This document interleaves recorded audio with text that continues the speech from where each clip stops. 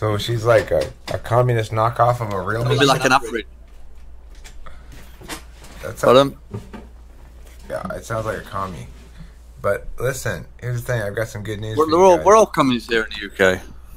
I've just come down with the gift.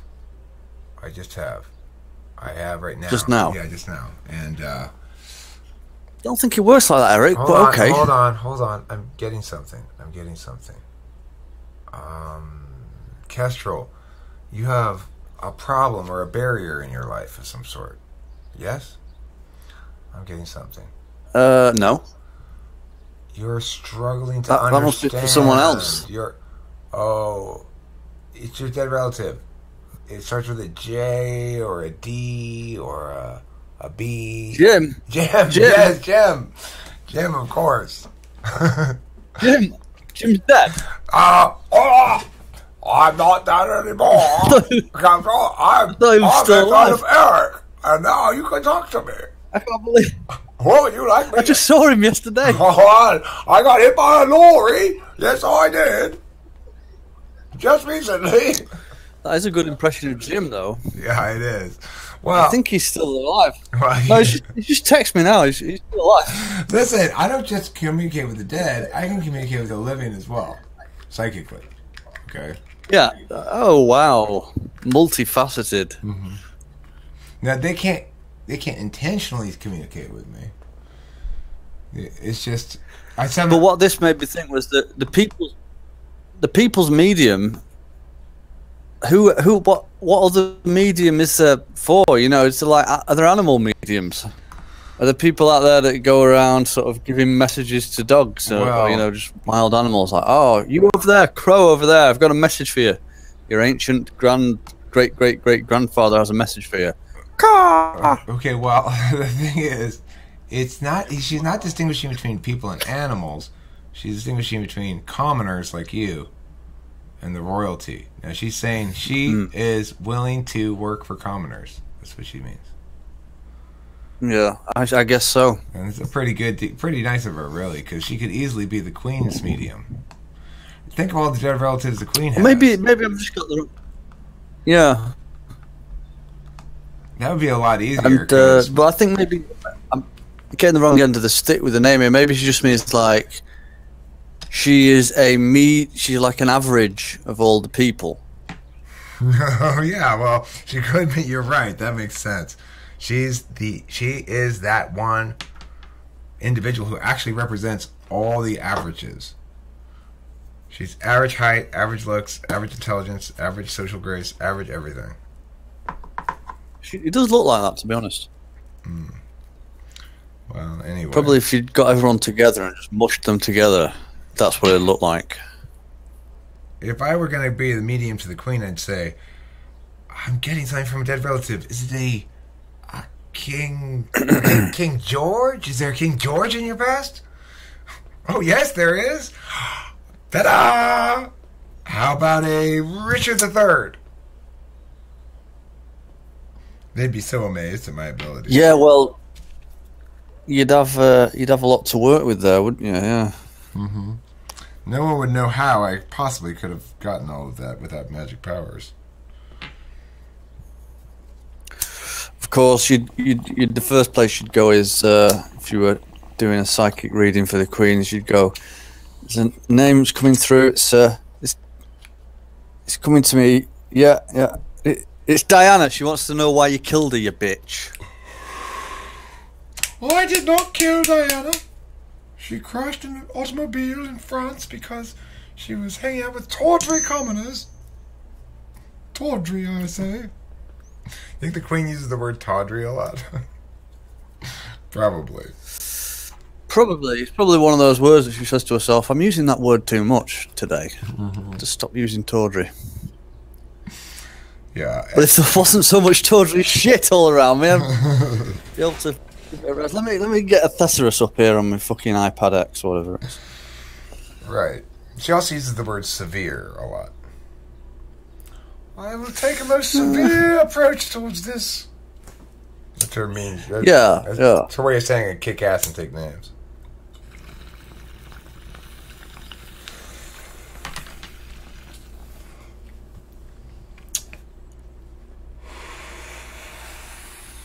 I sure have been queen for a long time. Like 10 years or 20 years or even more than that, maybe. Yes, queen, you've been queen a long time. That makes me very, very important. I know, you are very important. You're the queen. Yes, give me my royal scepter. I'm going to conk you over the head with it. Just for fun. How long has the queen been queen? Don't know, probably all of my life. Let's see. Probably. It's all 35 years. I think she... I don't know, I've been interested. Well, even though I have no care about it. I'm Googling it right now, Kestrl, so I'm going to give you a firm answer.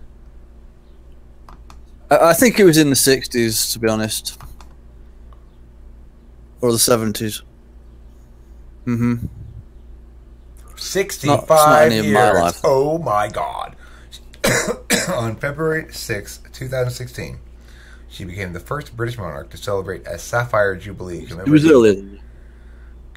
Commemorating 65 years on the throne. Thanks, Booper. Let's see. List of monarchs in Britain by length of reign.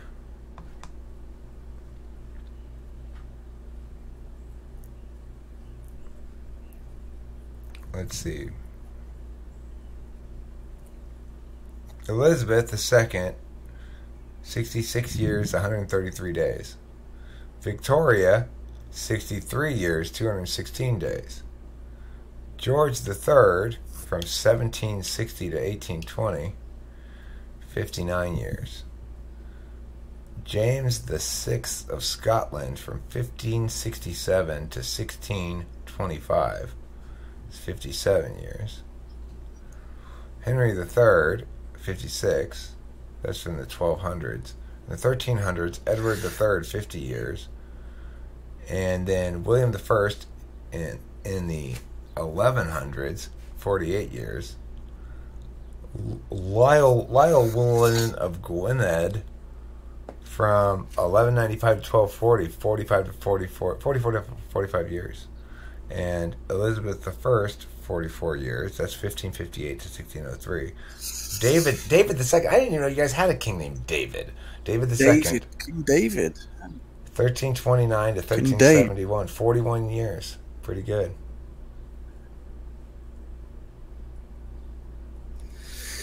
You know what? I've just had a bit of a creepy thought, really. You know, when you donate to like some starving African children, or you donate to give them like vaccines or to give them nutrition to keep them alive. And say I did this 20 years ago. Yeah, I could have done that 20 years ago. I could have donated a tenner, and that would have like given some kids some life-saving medication. Then 16 years later, like all those kids have now had like two or three kids each. Now I need to, am I morally responsible to pay, 50 quid for their vaccinations and them, No. No? No. I would say that the fact that somebody's alive right now is not anybody's moral responsibility. And the tending to the needs of the people who are alive is their own moral responsibility by and large. So I would say it was a mistake to give to charity in the first place, though. I certainly don't think it's a good idea to give to charity. I think it's bad. By and large. Some kinds of charity are okay, I guess. But I usually think it's bad. Goodwill and friendship is different. Like, why am I going to give something to somebody I don't know who has no weight with me when I could give something to somebody I do know who deserves something? So it's like, I'm pretty generous if anybody asks me, like friends ask me for something, like, hey, can you help me move? Yeah, okay, I can do that. or stuff like that, you know. But I'm not one who wants to waste time and energy giving to charity. I mean, hey, listen, you feel bad because you see homeless people around? Oh, well, give me money. Well, you're not a homeless person. I know, but don't worry. I'm gonna use it for them, for sure. Yeah, I mean, that's why I don't give anymore. But I do make sure to do things to help others. You know, I do my voluntary work, and I give cigarettes to homeless people. I'm hoping to.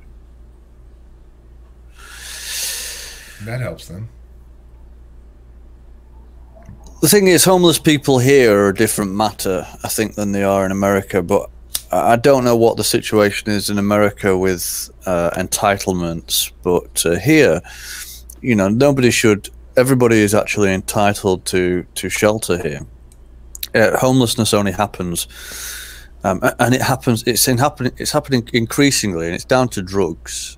Some rough sleepers, though, actually have flats and things like that. And what their problem is they might find themselves getting kicked out of those flats because they're unable to not deal drugs out of them. That's the problem. Or they may, you know, there's a small percentage of people who actually can't really be helped, because even though everyone's entitled to shelter, these people will get kicked out of the council government housing, and they will get kicked out of hotels and things like that are, you know, that would be the fallback, and they can't stay in hostels, which would be the fallback after that, due to their own behavior. But they're not insane enough to intern, and so they sleep in the toilets and things like that.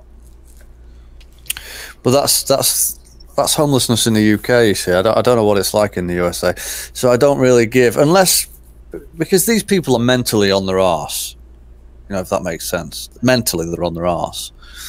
So sometimes I help them out a little bit with something, because they just look so pathetic, and, you know, what can you do?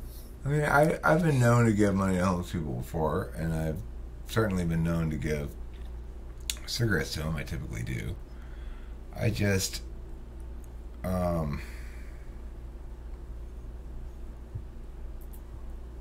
well, I don't believe in paternalistic altruism, unlike Kimberly. Kimberly is a proponent of paternalistic altruism, which is to say, if you ask somebody the question, like, okay, let's say for whatever reason you've given $50 to this charitable organization, and they contact you and say, okay, listen, you've got a choice. We can either spend the $46.22 minus administrative costs, you know, on a mosquito net that Pablo needs, according to us. Or you can send the $46 to Pablo and let him spend it how he wants. Which would you prefer? What do you say?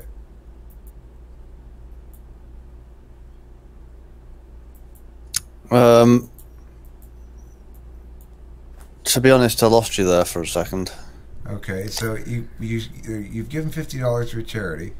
They contact you. They say, you got two choices. We can either buy a $42 mosquito net and give it to Pablo, the net, which we think he needs. Or you can have us just send the $42 directly to Pablo. What happened to my other $8? Oh, we need that for administrative costs.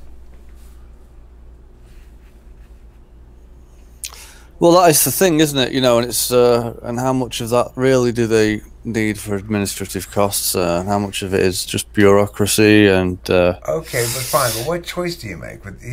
We're assuming a pretty good charity here. They're only taking $8 out of your $50. So, what do you want to do with your other $42? You're going to give it to Pablo directly, or you want to buy the mosquito net? Well, if I'd given them the money, then I would actually have a goal in mind. I'm not just sending it to Pablo, you know, for the sake of it, am I? You know, if he's in a malaria-stricken country... Let me change the scenario. Let me change the scenario, okay? What happened was you lost $50, and somebody turned it into the police. You had written your name on it for some reason, but you didn't get around to checking the police station until after the time that they hold it until see if anybody picks it up, right? So, so they, as a response, they say, well, okay, this is forfeited money, so we're going to give it to this charity, $50. However, you walk into the station just after they give it to charity. You can't get it back anymore. You forfeited your right to it because of the time you took to get to the police station. But the charity understands that it was your money, so they say, here, I'm giving you this option, Kestrel. Which do you prefer? We're talking about Pablo. He's in Venezuela. I'm sorry, he's in Argentina, and he's very poor. And we say mosquito net, and he would prefer to just get the cash and spend it on whatever he wants. Now, Pablo has a wife and 2 daughters, and he's a little llama farmer here. He's got 3 llamas, and boy, are things tough for him.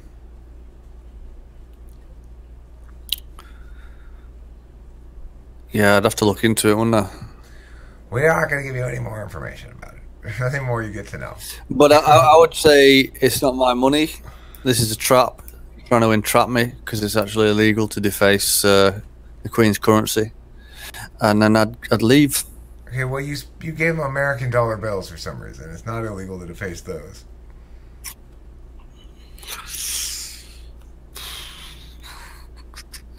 Let's see, how can I get out of this one? You could choose not to choose. You could say, you decide what to do with the charity. I don't give a fuck.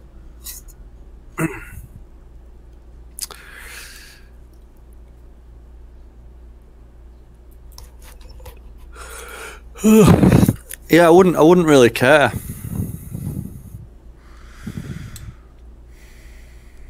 What if they say, but please, we desperately need to know.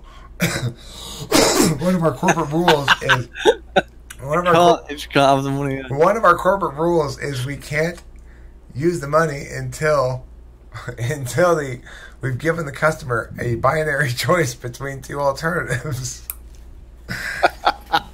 Now, as a consequence, we've tried to ask the police to give us the choice, but they say, no, it's Kestrel's money, so we can't give them the choice. Please, please. Otherwise, the money will be tied up here in this charity forever. We won't be able to spend it on anything. But just sit here. I would tend to do what Jane said because, you know, and I presume that they're giving him a mosquito net because it lives in a country where that is necessary. Jane, that's pretty snappy. You know, Jane says mosquito net. If Pablo could manage his money, he could buy his own damn net. Well, I mean, Pablo's probably never had $42 before to manage. What kind of mosquito net is it? What? What kind of mosquito net is it? It's irrelevant. It's irrelevant, that, Chloe. Never ask that again. It's made out of whispers of irrelevancy. It's a woven together tapestry of irrelevancies. That's what it is. Why is it irrelevant? What kind of net? Well, I mean... Why is it relevant? Well, yeah, why is it relevant? Well, because it makes a difference. What is that difference?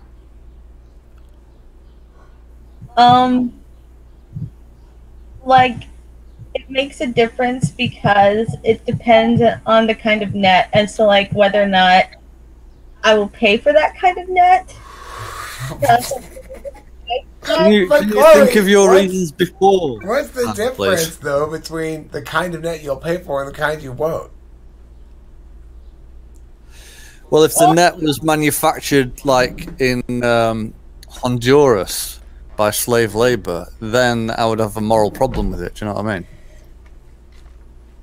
But yeah, I mean, if it's like that's just a piece of shit, you know, why should I pay for that if it's just not going to work for him?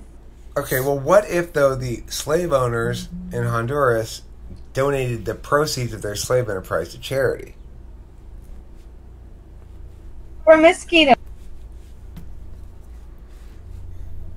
Charity to help homeless mosquitoes. The slave owners, they donate all the proceeds from their slave labor factory to an anti-slavery charity. That's a Nick. So it cancels each other out. It's Could work. morally neutral, right? Yeah. They only have to keep 42% for administrative costs. What if it's mosquito net inside of a mosquito net? You don't need a double mosquito net, Chloe. You don't need 2 mosquito nets, okay? You just need 1 mosquito net. And mosquito. Why?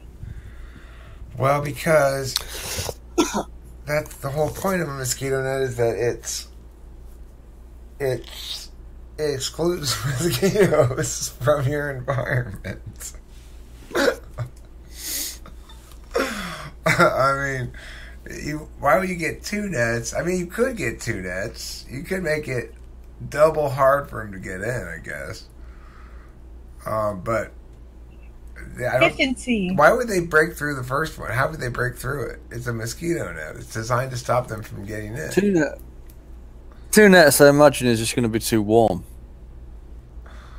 Or you might just end up training mosquitoes to become ever more powerful as you produce ever more layers of nets between them and your tender, delicious blood. Then it'll just become these super powerful, like, armor-piercing bullets that just can pierce through anything to get to you. Oh, that's too much. So that's a risk you run when you put 2 nets up, Chloe. You could start a chain reaction of escalation. Bad. It's an arms race between you and the mosquitoes, basically. It sounds horrible. Yeah. All those pesky mosquitoes coming at you. I'll tell you one thing that's nice about the chickens is while the chickens do attract some flies, they also eat flies. They eat a lot of flies, so that's a good thing. They're always jumping up and catching them out of the air and stuff. How do you know this? Who does? Imelda? What?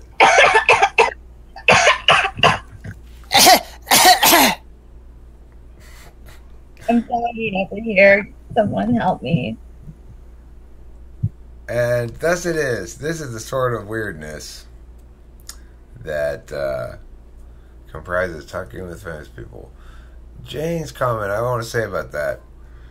It's actually the case that people who have less money, like people when they have less money, make poorer financial decisions. The same people. Okay, so like when I'm broke, I make poor financial decisions than when I'm richer. Like I'll spend my money on bad things or something. That's what the research shows. I don't necessarily find that to be the case with me. I think when I'm broke, I make better financial decisions. But Wait, so then, what about credit cards? well, I don't even have any credit cards. I've got a credit card and I'm like $300 and some odd in debt. I mean, you don't have to be broke to accept charity, in theory. No, but you said that statistically, people that are short on money, if not completely broke, make poorer decisions. Pablo is at least broke enough to accept charity. Therefore, I'm calling his decision-making into question, and I'm not going to hand him more money to make more mistakes with. Well, what if your donation makes him less poor, less broke, so therefore he makes better decisions? Would you rather improve his decision-making or help him make the right purchase? I'm not that interested in, I mean, I'll help to a certain extent, but Pablo's also a grown man who needs to figure it the fuck out for himself. Remember, remember how the money got to Pablo, right? It was yours, but then you lost it. It went to the cops, all that stuff. So it's like you're left with a choice in a vacuum here. You're not going to be asked to donate anything more because you already made clear you don't want to donate to this shit. Right. Also, it was $50, and that makes him a millionaire in Venezuelan currency. Yeah, or Argentinian. He's right on the border. If you give him that money, he can become a venture capitalist. Right. But if you choose to give him a mosquito net, You know, so I made the wrong decision there, really. Right. Turns out that what Pablo's going to do was... Pablo wanted the cash so that he could invest it in cocaine and begin dealing drugs, which would get him out of the farming business entirely. He could become like the dude from Scarface, you know, Al Pacino. Well, if he was in the farming business, why didn't he just farm drugs? So he's not really that good at coming up with solutions. Well, he did, but then a pack of wild llamas came by and ate them all. He's got 3 llamas now because the rest of them all died of overdoses.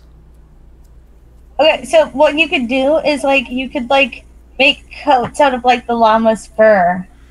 Yeah, and Pablo doesn't know how to do any of that shit. Okay, Pablo can barely keep the llamas alive. Look, that's no good either. If a bunch of llamas came along and ate up all your cocaine plants, you'd have a bunch of very fast llamas in which you should start a llama racing facility. No, because most of them died of overdoses. Plus the profits would roll in. Well, I mean, you got a point there, Kestrel. You are making some sense. Pablo sounds like an idiot. Pablo's not an idiot, okay? Listen, Pablo's just hard on his luck. He just, he had some bad breaks. He had an excellent crop of heroin plants the other day, and they were eaten by a pack of alpacas. Similar to llamas, but a little bit different. So, he listened. You mean poppies? Yeah, poppies. Heroin plants, they're called. Kestrel. Isn't it cocaine that they grow in that neck of the woods? Well, they can grow anything down there. They grow methamphetamine plants, I hear, as well. In case you didn't know, I heard you grow extra. Yeah. Wait, what, Kestrel? You broke up, dude. Oh, the insanity around here. Thanks for watching, everybody. Enjoy your day.